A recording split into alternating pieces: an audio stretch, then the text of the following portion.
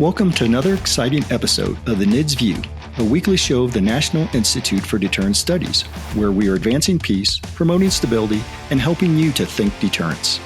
Each week, we will discuss and analyze a recent topic and provide insight to how it affects our national deterrence. The view of the hosts and guests are their own. We hope you enjoyed the show. Welcome back to another great episode of the NIDS View, a podcast of the National Institute for Deterrence Studies. Of course, I'm your host, Adam Lowther, along with Curtis McGiffin. Jim Petrosky is out this week. He's at the HART conference. What HART stands for, what? Hardened Electronics and Radiological Technologies. I think that's what it stands for. Something nerdy and geeky like that, yes. Yeah. So if you're an engineer and you specialize in hardened electronics against EMP, you're going to be at that conference this week.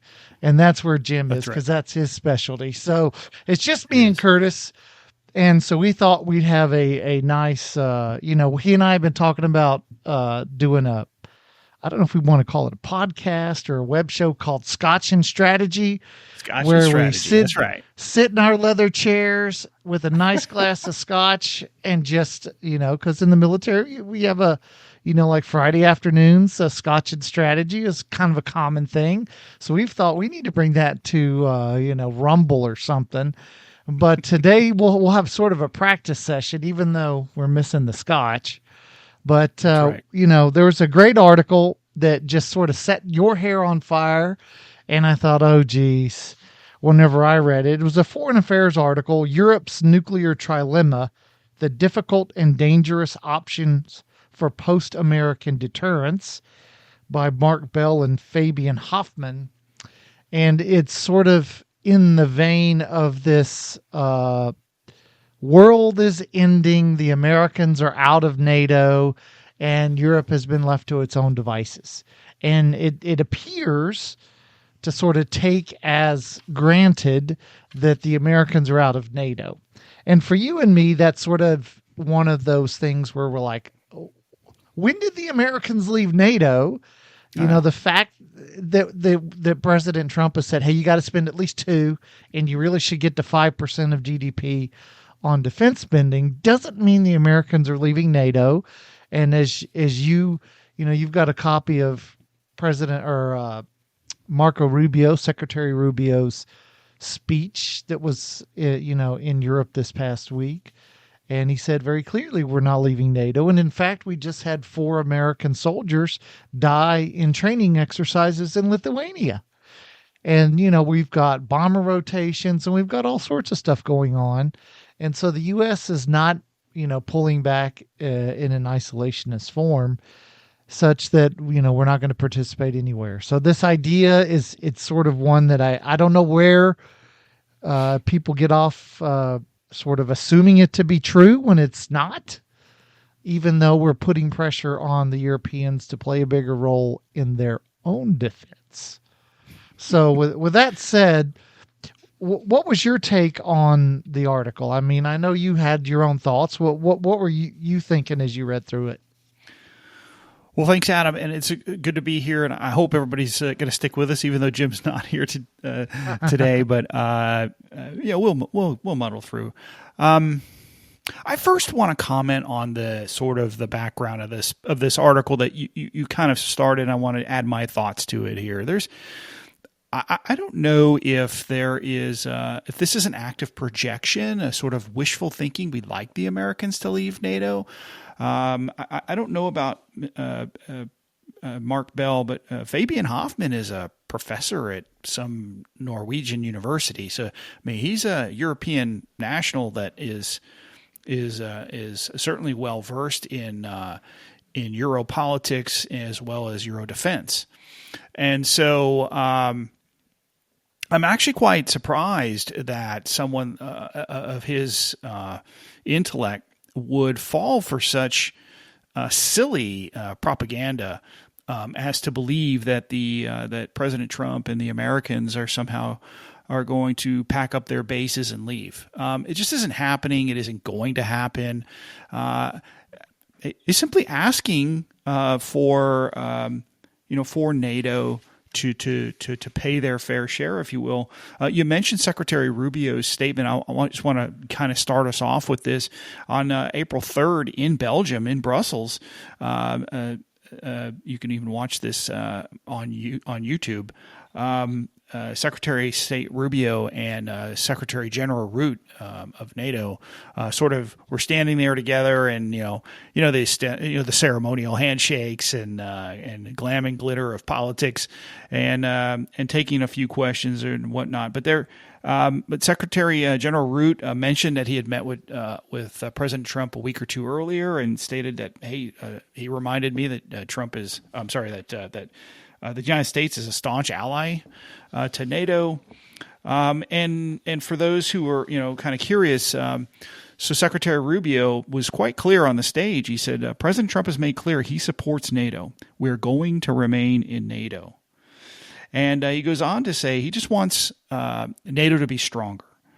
President Trump believes that this is a collection not just of partners and allies, but of advanced economies, of rich countries who are capable to do more. And so asking them to prioritize defense over other domestic spending and these sorts of things is not necessarily an unrealistic ask. And then finally, Secretary Rubio kind of walked off the stage with what I thought was a very poignant statement, and that was, quote, hard power is still necessary as a deterrent, unquote. And so creating that hard power is the necessary challenge here.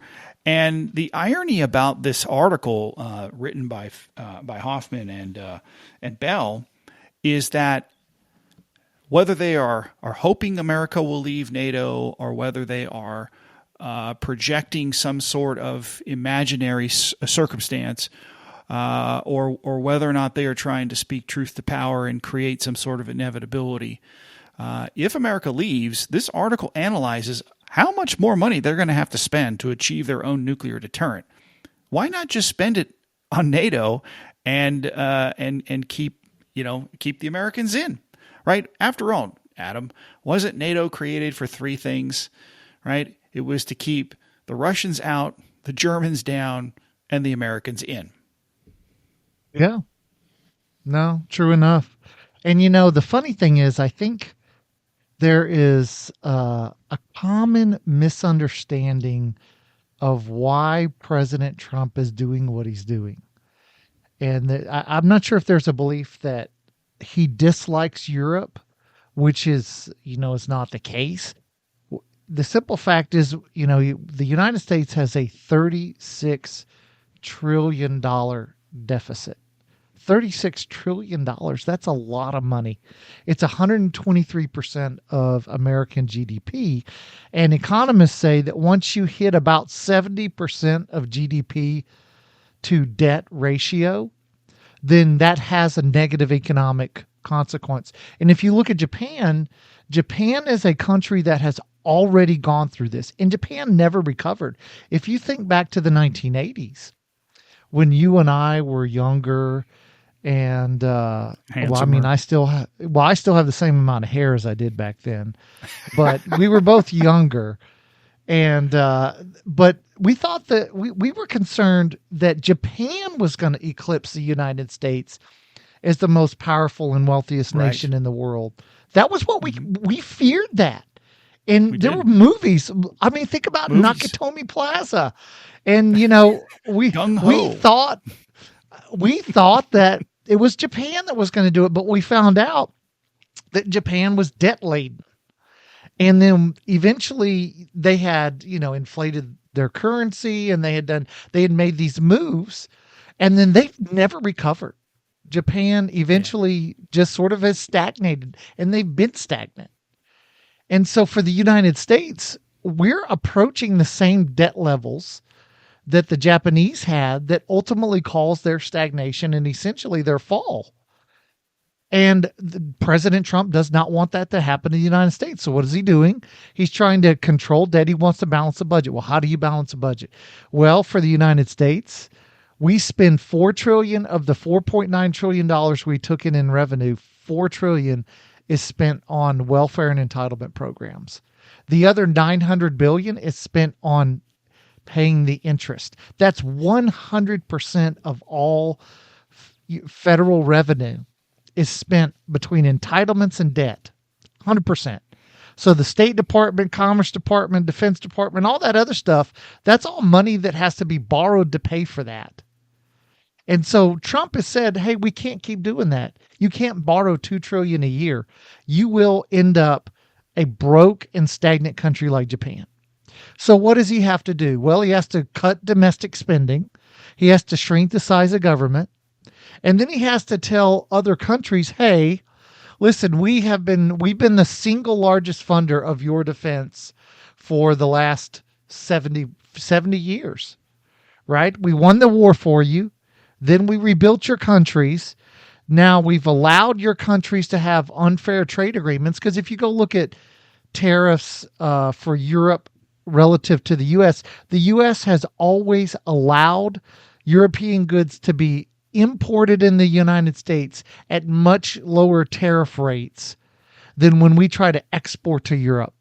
And for example, the French created, because they didn't want to have tariff problems, they created unloading docks to where U.S. cars couldn't come off of ships. And so they made their docks to unload to where U.S. vehicles couldn't come off of ships. So the U.S. couldn't export cars to France. And the Europeans have done these kinds of things for 7 decades, and we've tolerated it. And so finally, President Trump has said, hey, listen, we're at a point where we can't do that anymore. We've long been that friend of yours who always bought the beer at the bar. And we just don't have the money to buy you round after round anymore. We're not in that position, so now you're going to have to buy rounds. And that's really the position we're in. And it's not a, we hate you, we don't want nothing to do with you. But it's a, hey, we're going to have to act as equals here. And that means you're going to have to, we're not going to subsidize your welfare states, which the United States has. Remember, their economies don't grow. European economies grew at 0.4% last year. And the reason they don't grow is because large welfare state economies don't grow. Welfare states don't grow economies. They don't. They cause stagnation. That's why communism never worked, because economies don't grow in them. And so the simple fact is Donald Trump has said that because of our domestic economic issues, you're going to have to start acting more autonomously and kicking in. We'll still be there as one of 31 member countries, and we'll still be the most powerful. 32. We'll still be the most powerful one, but we're not going to be the overwhelming country that we once were in terms of defending you.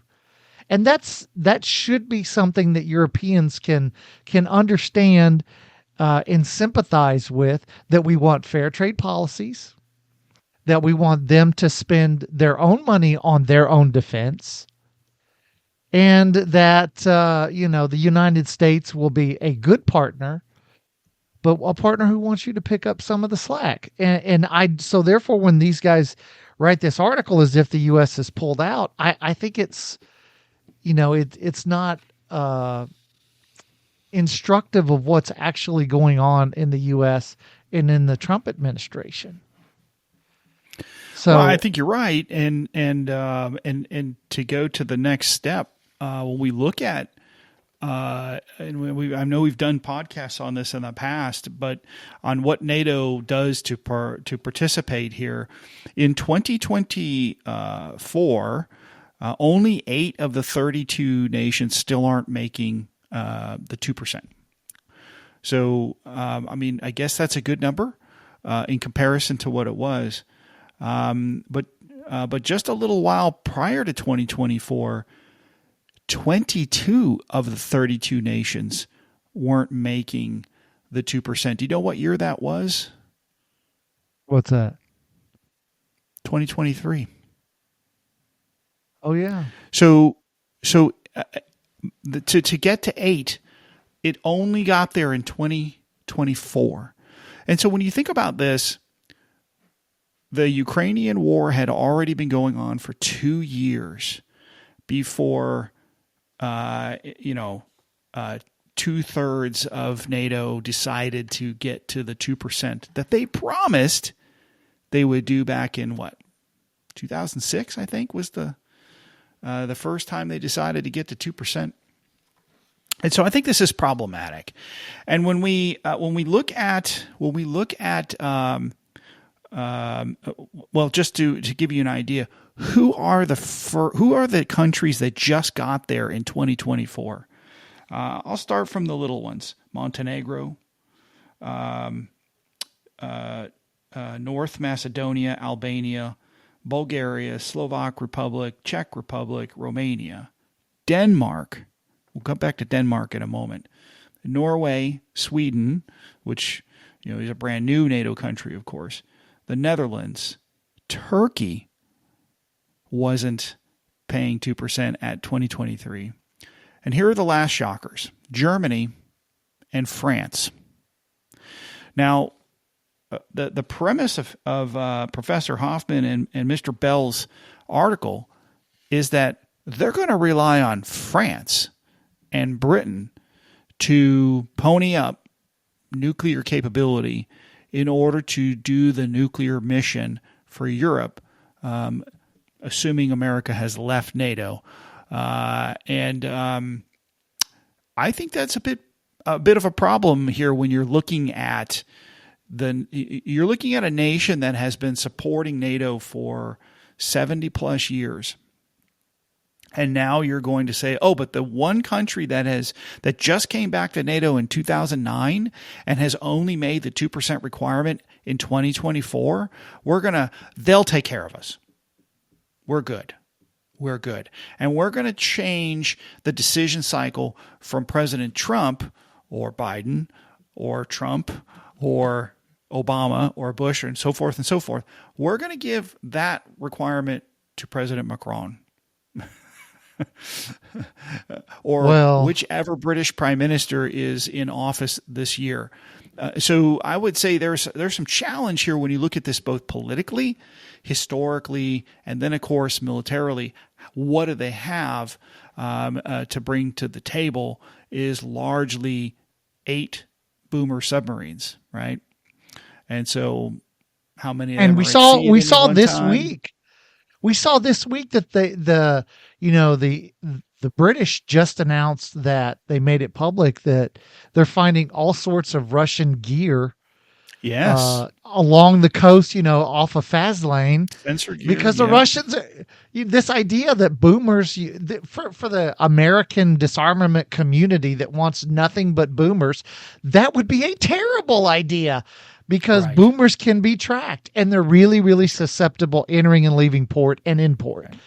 And the British just admitted this is what was happening to them. That's right. And then they had some launch failures last year in some tests on their new submarines or their refurbished maintenance submarines. So there's some real challenges here as to what they want to do. And so we can go over, I think, what the 3 options that the article brings up, which I think is pretty interesting. How the authors thought through this problem in a Venn diagram format. It's pretty good. What they say is pretty good. There are 3 options. So basically, their 3 options are European, and I'm going to quote here: European leaders have 3 goals they would like to achieve: credible and effective deterrence against Russia, strategic stability, and non-proliferation of nuclear weapons to new states. And so their options that you'll talk about are built around this.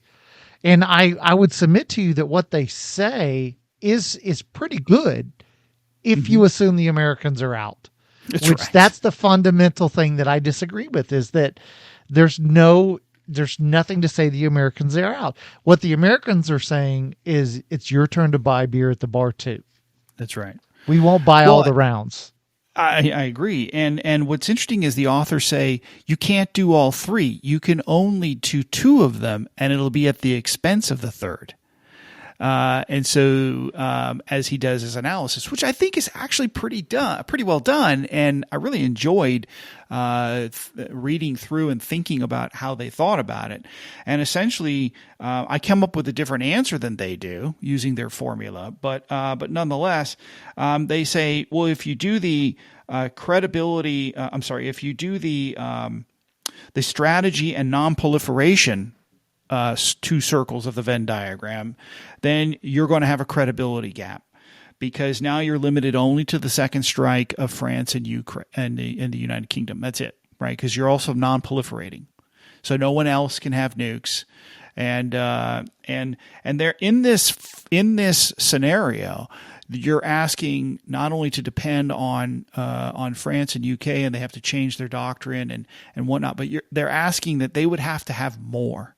So they'd have to buy more nukes, buy different kinds of nukes, because the credibility means you've got to have a willingness to at least threaten a first strike. You know what's funny, though? The second, yeah. So before you move on, whenever I read that, Yeah.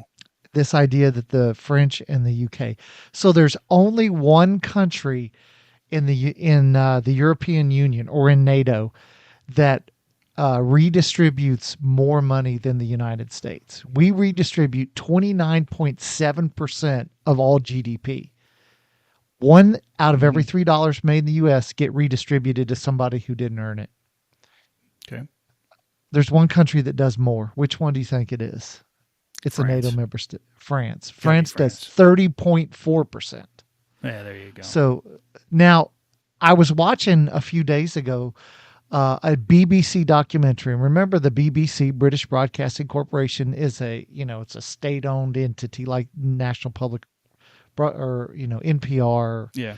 And it was a documentary about a Moroccan immigrant to the UK who had 3 wives and 12 children. And the documentary was about how hard it was for him. And 2 of his wives are in the UK and one of them's back in Morocco. And it was how hard it was for him to give his 3 families, because he's on welfare, to give all 3 of his families the life they deserve. And that the British government doesn't give him enough money to go back to Morocco regularly to visit his 3rd family. And I thought, if this is how the British government spends its money, and they're making documentaries to look for sympathy for this guy, then they're not going to have the kinds of funding that it takes to expand their nuclear arsenal and to, move it to other European nations and do all the things that it takes.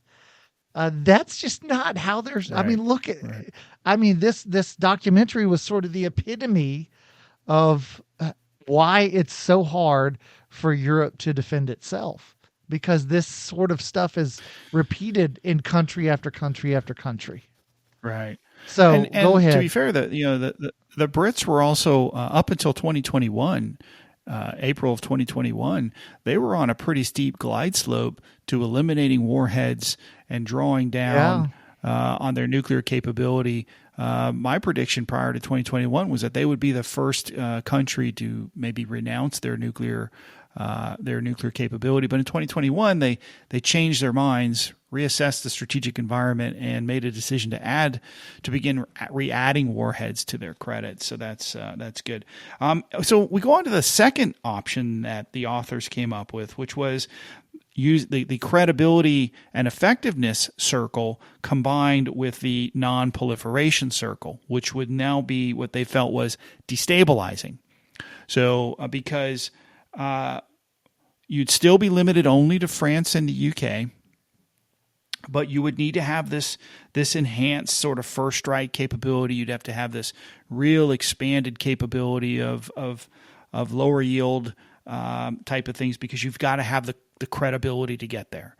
And so now you introduce this first strike, not just a reliable second strike that the first option was, but now you've got to have some warfighting capability if you want to make the threat. And so, but the authors believe that would be would be destabilizing and threatening, if you will, to the Russians and these sorts of things. And so, and again, we look at what is stabilizing, Adam. I mean, it's really but there's no universal definition to what strategic stability or global stability is. And the best way to look at that or assess it is it's really what the two parties, the good guys and the bad guys, for lack of a better term, what they agree upon is stable and not stable. No. Listen, stability is defined as whatever I think it is. And if you're doing something different, then that's inherently destabilizing. So to all of those who disagree with me, whatever you support is destabilizing. I don't care what it is. That's right. It's destabilizing because I disagree.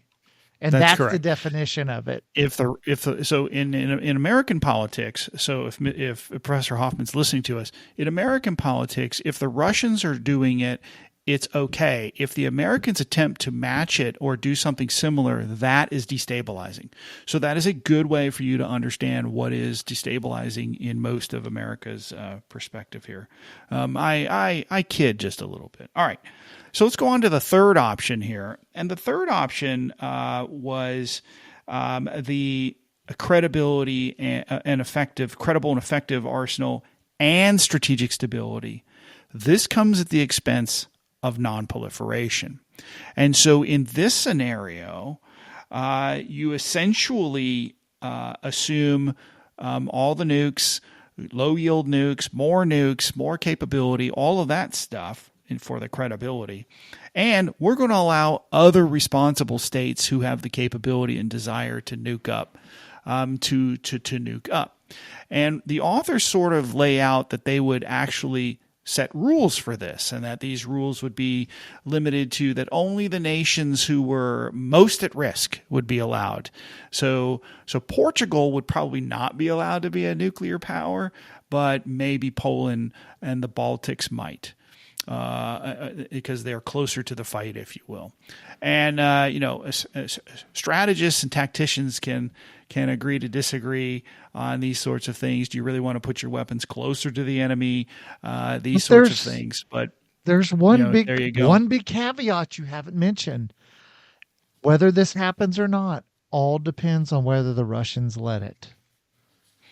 Well, it's all about do the Russians accede to it? Yeah, that well, that is correct. And so these are, I don't know, these are the challenges. And let's not forget, the European culture. There's no doubt they can afford doing these ideas, any one of them, if it's a priority for them. I talk about that on America's perspective all the time. But there's a culture that just does fundamentally in Europe is just not interested in getting engaged in these sorts of issues. In most, certainly what we would call old Western Europe.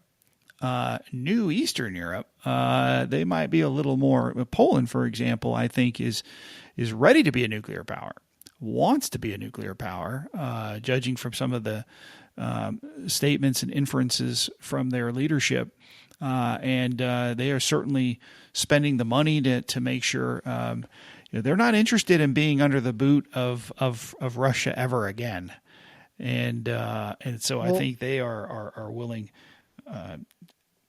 Go ahead. Let's not forget for the Poles. The Poles have been partitioned, and by partition I mean they've ceased to exist as a nation. That's happened to them twice, and it was by the Russians and the Germans. The Russians and the Germans love to, make Poland go away as a country, and so the Poles rightfully are scared. And they're fearful, and therefore they're spending 4.13% of their GDP on defense. And remember, why do the Russians invade West? It's because they want, room to fall back across the great European plain. And what's that country that's sort of the big flat area right in the middle? That's Poland. And so the Poles rightfully understand the difficult position that they've been in. Let's not forget the last time the Russians were in Poland, they took all the Polish officers and shot them and buried them in giant pits. So the Poles have bad memories of the Russians, rightfully so. So, this idea that the Balts. Yeah. So I would say here that so the author decides that the best scenario of the three is the credibility and non-proliferation circles, and they are going to assume the risk that they won't destabilize the situation, and so because the thing here is the authors make a great statement here that I completely agree with, and I want to share with the listeners, and that is that the danger of sacrificing credible deterrence is that Europe would be left to rely on Russian restraint. And this is a key thought, and this is true of anybody who is a believer in deterrence. We cannot assume that the Russians would be restrained at all. And I think during the Cold War, we erroneously hoped that we could convince them to be to restrain. If you can go on open source and look at the old Secretary of Defense reports to Congress in the 1980s, and there are open statements from the Secretaries of Defense under Reagan stating that they were going to pursue a specific targeting regime, and I'm quoting, in the hopes that the Russians will follow and not target America's cities. So there was a lot of this sort of idea that we have to bank a little on Russian restraint. And I for one don't believe that the Russians are at all interested in saving American lives over Russian lives, or Western European lives, for that matter, over Russian lives. And so I think that's interesting. I think though that in a Europe that is as chaotic as it is right now, and would be if America wasn't there, I think the chaos would be much larger. I think maybe you would agree. Accepting a version of this that is more destabilizing may not necessarily be the right answer. So I disagree with our author's decision on what the best one is, and I'm happy to give you mine of what I think the best one of the three is. And that is the credibility and the stability scenario. Let's not let idealism, right, stop nuclear participation. This idea that the West is more virtuous by somehow ensuring that no more countries proliferate and become nuclear powers is, I just think, is inappropriate for this decade and the next. You cannot continue to restrain countries who may feel this to be an issue with their own security. We're seeing rumblings about this in Korea, of course, and Poland, and in other areas of the world. And the likelihood that another nuclear country, that one more, not one less, is going to happen in the next 10 to 15 years, I think, is real. And so the question then is the best thing you can do is, if there's going to be proliferation, try to control it and try to make it work to your benefit. And so my advice to those who are strategizing with Hoffmann and Bell is to select your countries in Europe that are willing to proliferate, or what we here at NIDS call participate, and perhaps get them to pony up resources and doctrine and capability, and allow more NATO countries to be nuclear powers. And then this, I think, is more stabilizing in that sense. So you garner stability, you garner credibility, and non-proliferation is purely an idealistic decision not to proliferate. And for a nation that feels like they should and could and would have nuclear weapons, there's, in their minds, that's probably not the right answer to keep them from doing it. So I think the answer is on the table there, and that's where I would go. And I would like to add, lastly, here is the authors really bank on the idea that capability and numbers matter. And what's interesting is if you remove the American deterrent, you shrink the European deterrent down to hundreds, not thousands, hundreds of warheads. and that if you think that that's enough to deter Russia, who will have thousands, has thousands, and probably has many more thousands, then you were still creating a destabilized scenario simply by the fact that you are not balanced in any shape or form, or have achieved any sort of parity that would, I think, contribute to stability. And so that matters. And so I think they showed a little ankle in this in this article in sort of coming to our side as they went through the decision process in this article. And I found that to be pretty interesting. Yeah, I mean, the idea that the Europeans have sort of adopted that Mohandas Gandhi was right. Nonviolence is the best approach. And, the Russians will respond the way that the British Empire responded to Gandhi. I don't think the Russians are going to respond to a European hunger strike sort of the way, that the British Empire responded. So, they're going to have to go back to their roots, and the Europeans were really, really, really good at violence.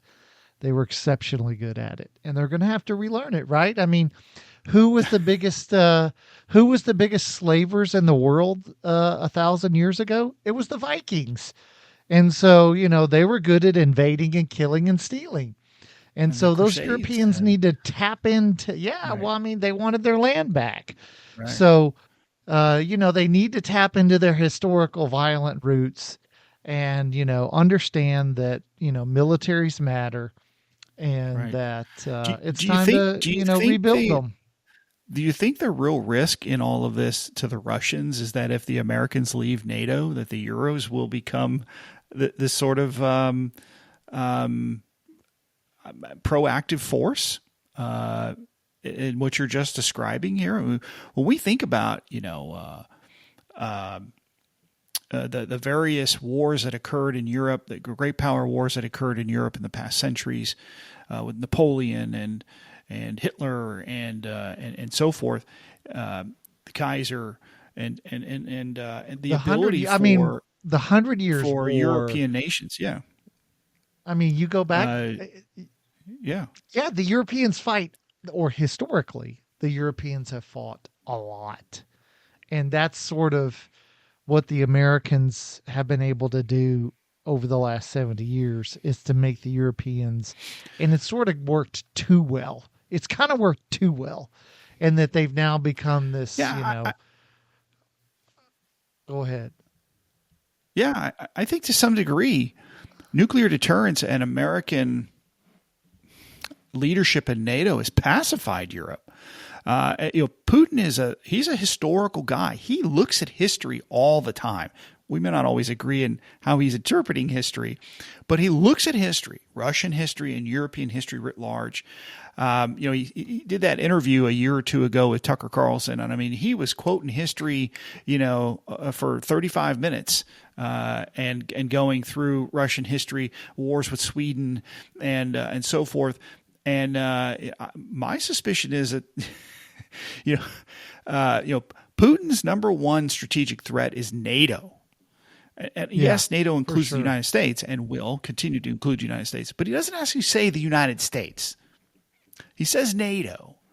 And so, we have to think about this here. And as NATO builds up, the EU president just spoke a week or two ago about Europe's going to go under $1 trillion rearmament spending spree. The SHAPE EUCOM commander testified before Congress here a week or two ago, and he said the problem isn't money anymore. It's that they can't spend it fast enough. There's nothing to buy because the defense industrial base isn't prepared to take in all of those orders, whether it be American or European. And so this is a big challenge. We've got people and nations that want and need to spend money to buy military equipment, and no one has the industrial base to do it. Yeah. I'm with so you. These are real big challenges, and so I think there's I think there's going to be some pretty interesting things here. But for those of you out there who continue to write articles and pontificate about President Trump in the United States leaving NATO, you need to just stop that. It's not happening, and frankly, it looks silly. It's not helpful, and it doesn't really add to the analysis because it's just not happening. So it doesn't. All right. Well, great discussion. We've gone a little long, but hopefully you, the listeners, have hung in there with us. Of course, I always want to remind you, check us out on Global Security Review. Curtis, he posts a lot of good articles on the Twitter feed every morning. So go check those out. We're working on some new studies that probably in the next 2 or 3 months, we've got some new studies that'll be coming out. So stay there. And of course, since we're talking about Europe, of course, Barcelona, at the time we're recording this, Barcelona won its Champions League semifinal game. So that was big. We got the Champions League going. So make sure you're paying attention to that if you're a football fan. That's right. And for those of you who are actually watching this presentation on Rumble or YouTube, you'll see that Adam is wearing his Barcelona jersey. Of course, Curtis, thanks for having a good discussion. Enjoyed it. Thanks to you, the listeners, for joining us on this episode. And of course, we'll see you next time. And always remember to think deterrence. Thank you for listening to the NIDS View. This show is produced under the NIDS Podcasting Network, a division of the National Institute for Deterrence Studies. NIDS is a 501c3 organization dependent upon donations to provide this podcast and bring about awareness of the peacekeeping value of U.S. strength and our national deterrence. You can catch all of our podcasts or provide feedback at thinkdeterrence.com. I would like to thank our producer, Kimberly Charrington, our sponsors, and all the fantastic members of the National Institute for Deterrence Studies for making this podcast possible. Stay tuned next week for another exciting and informative The NIDS View. The NIDS Podcasting Network.